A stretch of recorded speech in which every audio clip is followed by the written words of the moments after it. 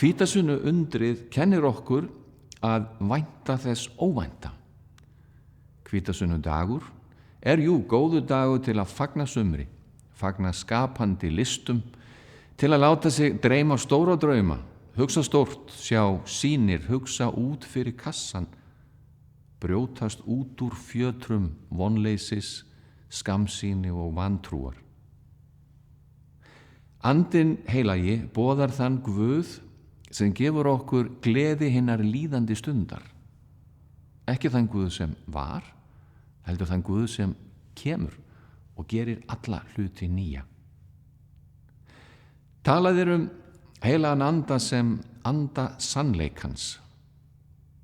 Margir þeir sem telja sig trúa rétt, samkvæmt bókstafnum, telja sig hafa höndlað stóra sannleikan í hinni helgu bók.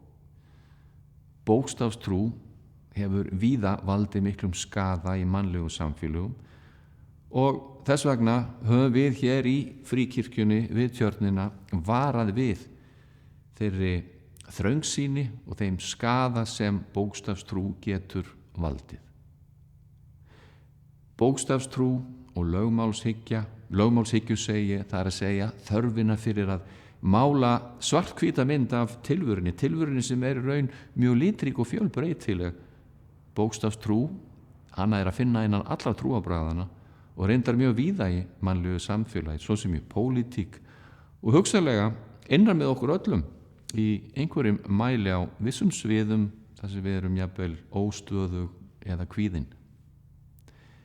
En getur verið að það vitni óþolinmæði, kvíða eða jafnvel hroka manns andans að vænta þess að maðurinn getur höndlað sannleikan með stóru essi og með ákveðnum greini, sannleikan stóra og eina í einni bók, Biblíunni,